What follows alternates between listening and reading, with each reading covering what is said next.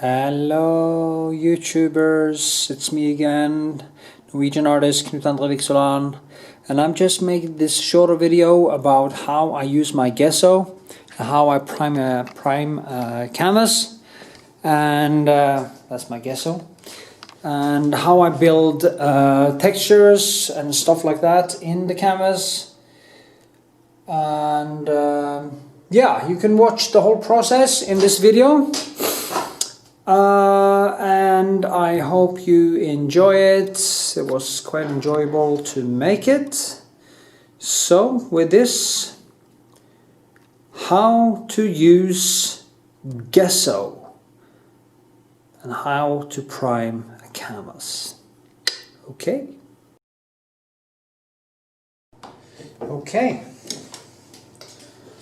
I'm going to show you in this video how I prepare canvas. This is 40 plus 40 centimeters. It's not so big, and I'm going to show you basically the process. I just need to do it like this.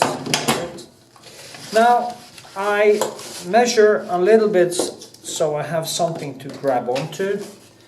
I use my scissor and I just cut.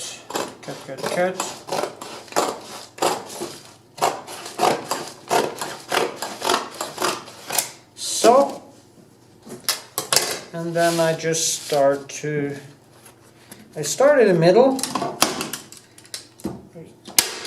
Oh, fuck. Didn't I put it back in?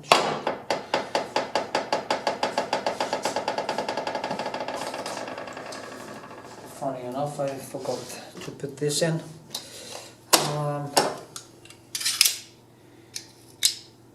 So I do like this. I know some people are using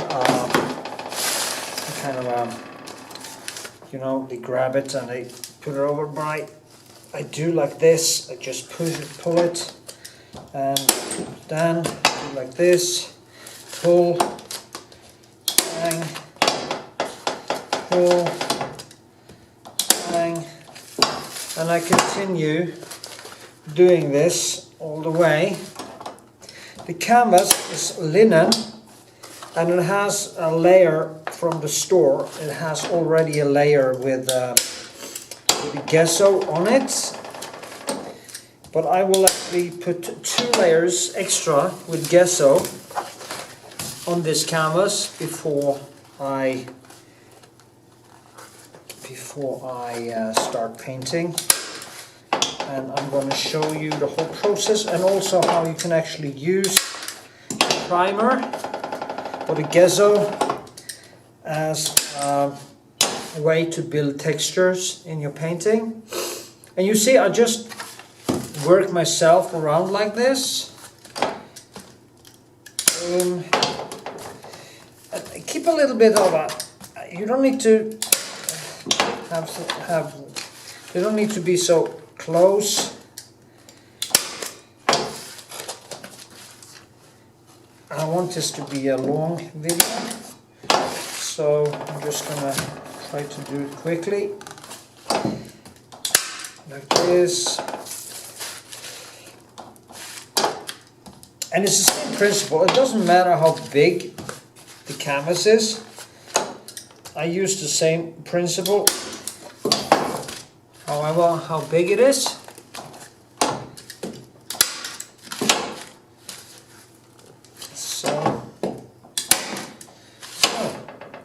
And then I do like this, pull it apart, drag it like this, and pull it here, do like this, and like this, and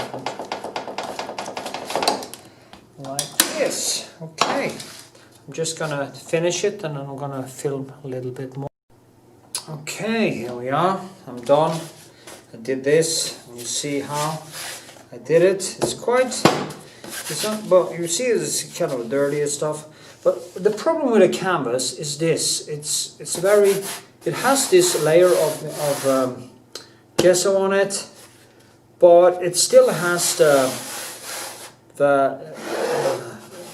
linen texture, and I find that very disturbing when I'm gonna paint, because it disturbs when you do layers and you try to create the depth in the painting.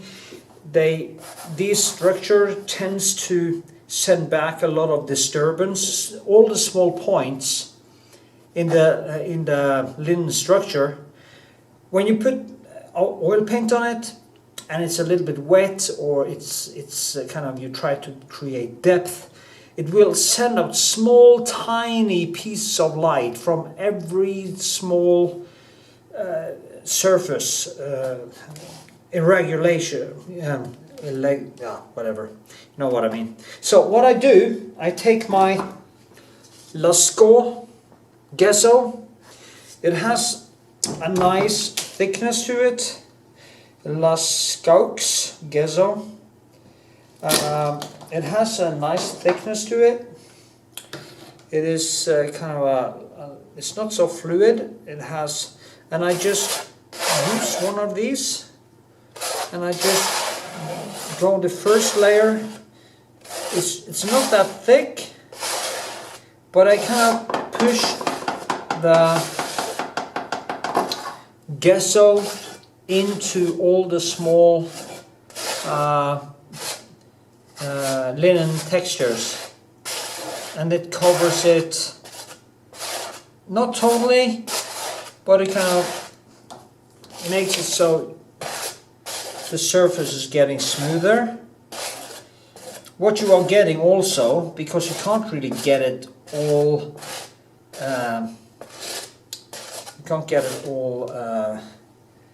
smooth, because it's a spoon, okay? So it also leaves some textures and stuff, but it takes away a lot of the disturbing texture from the linen threads, or whatever you call them in English. So is this. Now after the first layer, there's water, it's water based, so it's gonna kind of pull a little bit into the gesso, who was already there, and then it becomes a little bit looser. So what I do, I just take these and I bang them into the sides while it's wet. Well, that is how I prefer to do it. And to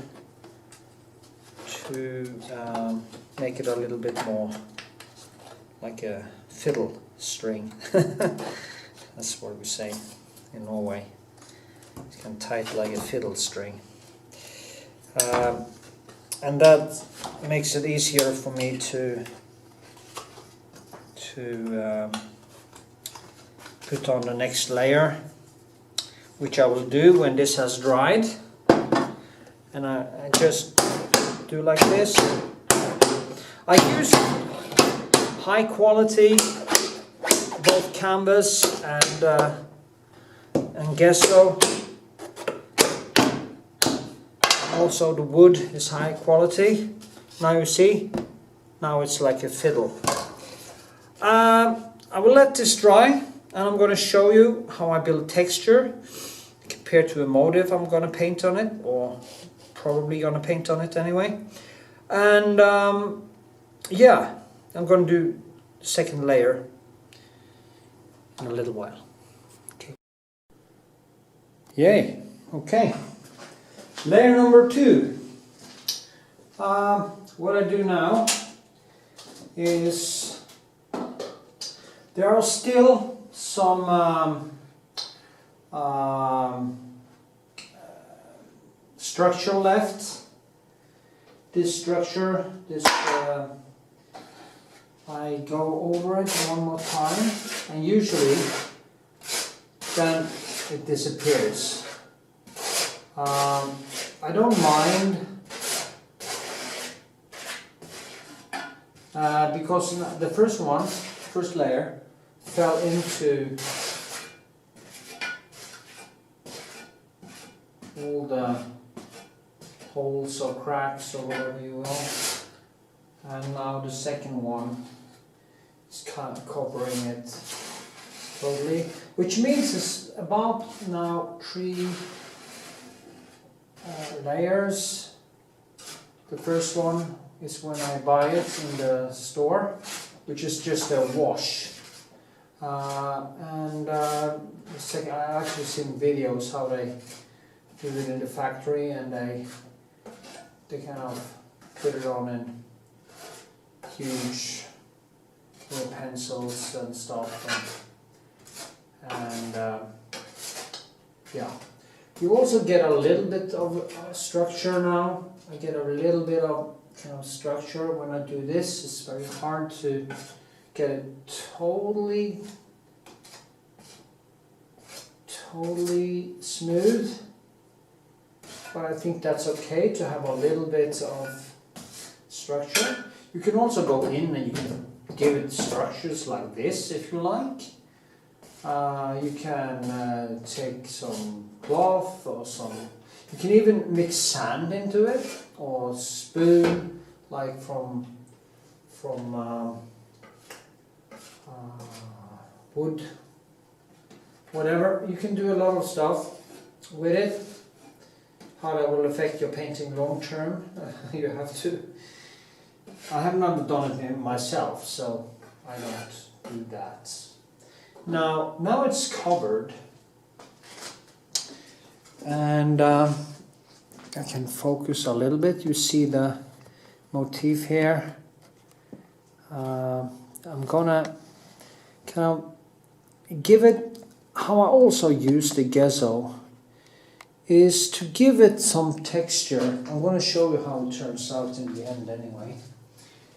You can actually, since this is a landscape from the Spavny River in, where is it? I figure out where it is. It's sent to me from one of my painter friends, one of my patrons actually, in America, and he told me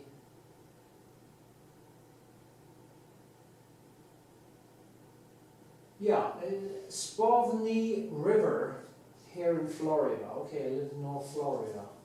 So it's in North Florida motif, and he sent me these pictures and he asked me if I could paint one of them, because he's a painter himself, and I thought it was quite beautiful. It's Turneresque, so I might do that. What you can do, you can use a brush where you know there's textures like that stone there. You can actually start going into the canvas like this, or the gesso, while it is wet, and you can actually paint the motif in. You see, you can actually paint a motif, and it goes down here. You be a little bit careful, but you can actually use the gesso to build some textures and structures. And here's the water. I want that to be flatter, and here you have, you see, kind of comes in here. You have into the middle, and so why do this? I mean, when you then put on, when I put on the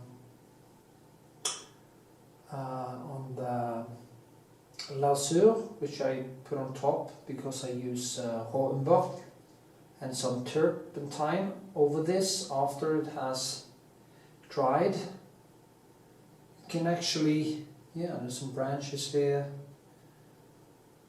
lot here. You don't want to, you can also let it dry and you can do this over it. But you don't want to screw it up too much there. The thing is, the foreground with the rocks and stuff, this is the place where I will actually go a little bit crazy with the structures and textures. You can see it in the griselles or the classics. They used kind of grayish kind of oil type thing to create textures and structures from the before they put colors on. I think it's quite fun to do it with the gesso. When this then dries, it has a little bit of structure, and then when you paint over that, all this structure, all this thing will kind of, always the fucking word can, it will come in as a plus, you know, on top of this again, so you create more and more texture. I can see this photo is taken when he has had some problems with his photographing, and now I don't want to do this in the water because there are some different textures from the, you know, take it that way. Now here is the sky. You have that line here, which is, it's very yellow, but it has that turnerish kind of feel to it, so I want to put in a little bit of textures here too, give it a little bit of a boost. I will also use a smaller, this is, you don't need to do this, you can do all of this stuff with your paint. Because, and you can go in directions, and you can go back and forth, and you can do all kinds of stuff. So you can actually create the painting in, as I say, in the gesso first. Is that far enough down? Well, I probably did some mistakes here. This is to, I have to do like this. I can see now. And it's also a kind of a sketch before I start painting. I've done this in bigger paintings. You know, this is like half up here, almost. So this one is, yeah, it's okay. It's kind of where it should be.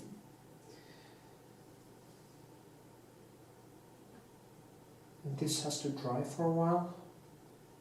Then I will put on the other lasso. I'm going to show you what I do. You've seen it probably in other videos I have. If this was a, say there was a girl in a dress or a person, you could actually go, if there were textures in the dress, you can go out in with a smaller pencil and just start doing this. I can do that here too, to create different textures. In this again, I can look at the rocks, I can, okay, this one is like this, and then, so, you, as I say, you don't need to do this. You can just put on the gesso and paint on top of it. But the main thing with the gesso, for me, is to get rid of the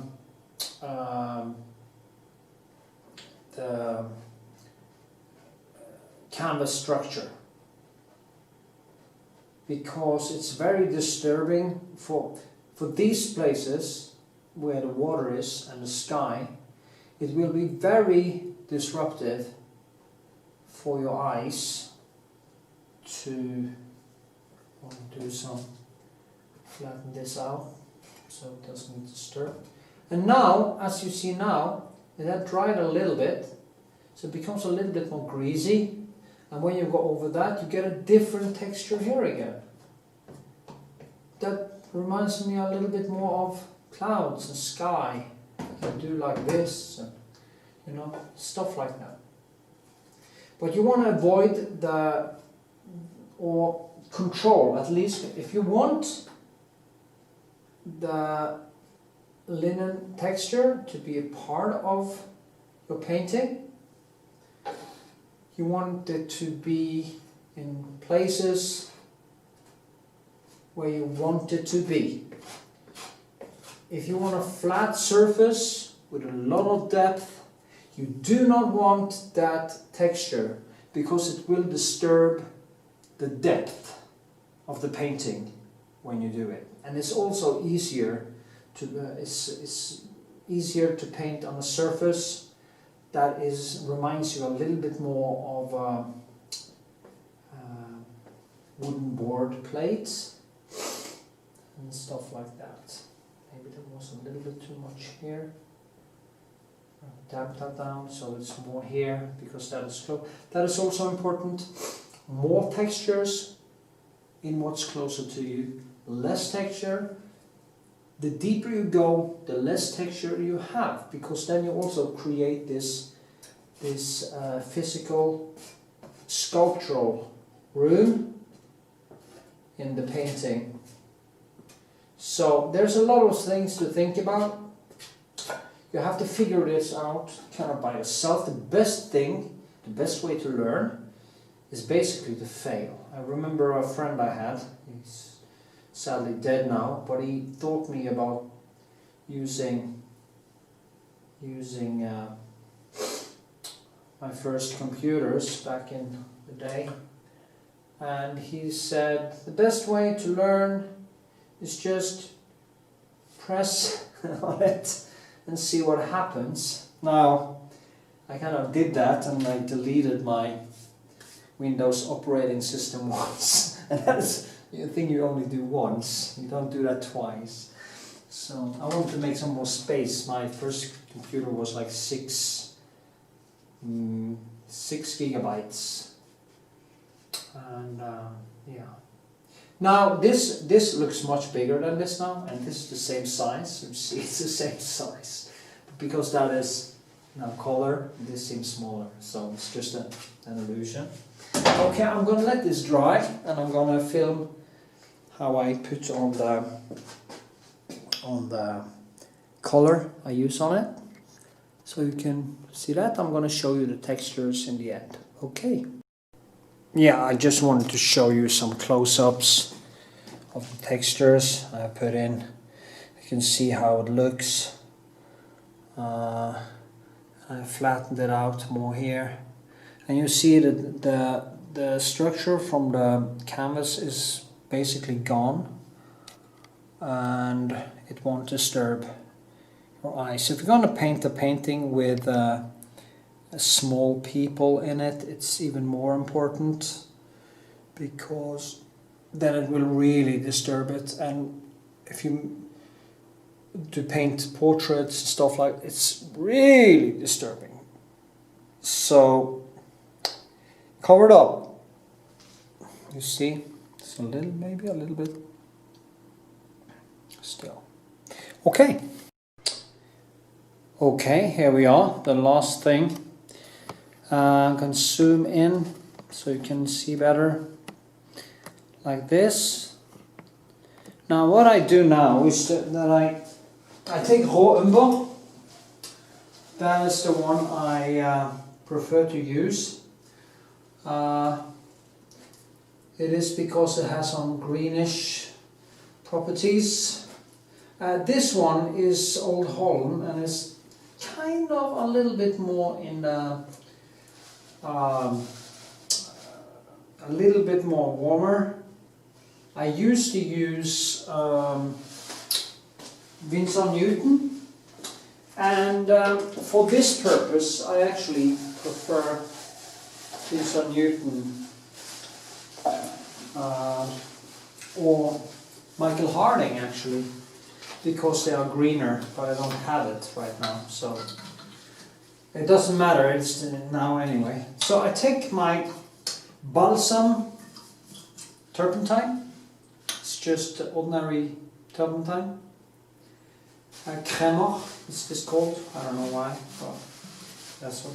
And I just pour it on my paper, and I just do like this. You see this has more like a brownish reddish tone, almost like burnt umber for some reason, I don't know. But it's actually good here because the color in the painting is actually quite warm.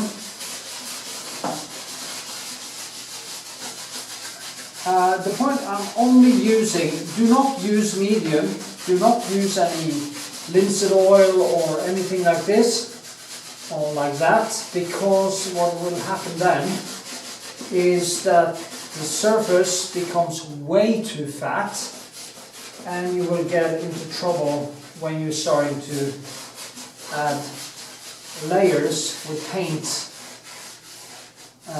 on top of it.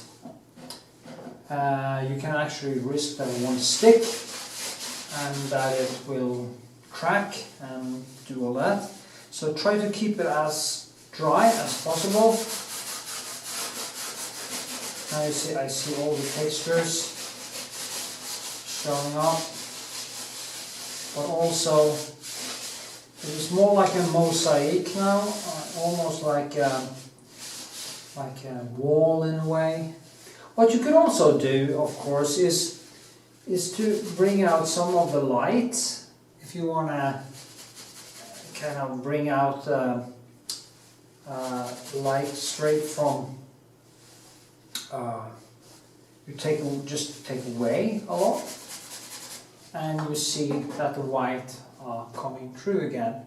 So you can actually do this, and then you can start removing, there's a landscape, and then you can remove within the light areas. That is possible, that you make that lighter. But for me, it's just something you can do, like here the reflection in the water. So in a way I can actually, now you see here, I can actually bring out the whole landscape. I could stand here and make the landscape actually directly on here without, yeah, you know what I mean. Let's see if I can get some. It's quite fun. I haven't done this actually. I figure it out now. Well, it's logical, but then again, I prefer to start on a canvas that is. See now, a canvas that is dark. But I'm going to try this just for fun. Ah, the trees are up there, yeah. And then I can actually, yeah, trees are here. And the lightest areas are here. Then you can actually go in and you can start scratching in it, and you can start really and just have fun, you know. There's a here, you see here, there's a rock, and here, like this, and boom, you have a landscape. This was fun. Yeah. So there's all kinds of stuff you can do. You can go as far as you please. Yeah.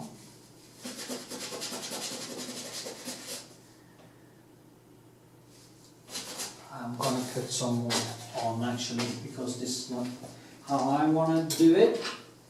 So I think it was just fun to show you the possibilities.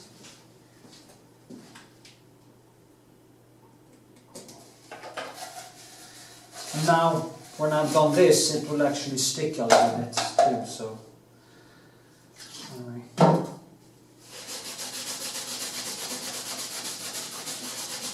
Let's see, it will be a little bit different. So, there's a lot of stuff you can do, and you build. You can use it as clay. You can do all kinds of stuff. But make sure that this is dry and that, yeah, that you have. So, I think this is nice. I'm going to show you all the nice brush strokes. Now see the brush strokes here. I'm going to show you more close-ups on this. I'm going to stop.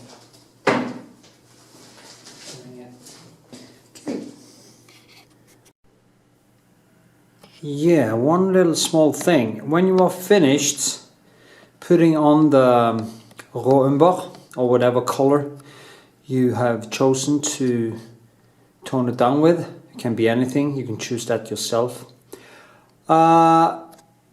Wait a day at least before you paint on it, or the color you put into it will be mixed into the oil paint that you put on it, and that is very important. I forgot to say that in the main video. I just want to tell you here so you know. And you can also, of course, not do that and see what happens, but that is up to you. I prefer to let it dry a day, and maybe I hang it over an oven or something. Then the colors is kind of absorbed into the gesso, some of it, and it's dried out, and it's time to start painting on it. Okay, here we are, finished. And show you here, if you can see the, hopefully you can actually see the brush strokes now, how the gesso has created already. See here, shit, I want to focus. So yeah, there you see those lovely textures. It's almost like a finished painting. If you look at Turner's paintings, you see a lot of these things in the paint, how he has built it with paint, or maybe even the grounding, I don't know. Rembrandt used some other stuff. The classical way of doing this is to do with rabbit skin glue or stuff like that, but I just stopped doing that because it's too much stress, and I found that it wasn't so stable, and I did so many strange things with my paintings that some of them that I did 20 years ago are still not dry. So anyway, you see how it turns out in textures when you do this, and I love it because it's cheap. It doesn't cost any paint. The gesso is it's not that expensive, but it's good quality. And I'm using also old Holland paint, so it's quite expensive paint. And therefore, if you don't have so much money, like my friend Kyle said, well, you use old Holland, that's $30 a piece. I laughed. Actually, no, this is Norway. It's actually more, and for the cadmium things, it's really expensive, much more than $30. Anyway, thank you for watching this video. I hope you got something out of it, and this one is basically for... I did it because my friend Kyle actually asked me a question. So here's the answer, and I will probably paint this painting. So I will of course post that video when that time comes. Remember to share my videos on social media, give them a thumbs up, leave a comment, of course subscribe, put the bell on so you get notifications when I put on new videos, and feel very free to become a patron. If you do, I will of course engage with you personally, and you can also add me on Facebook. There's a link to my Facebook profile underneath for people who becomes patrons, only patrons. Yeah, I think that was it. So until next time, I stay cool.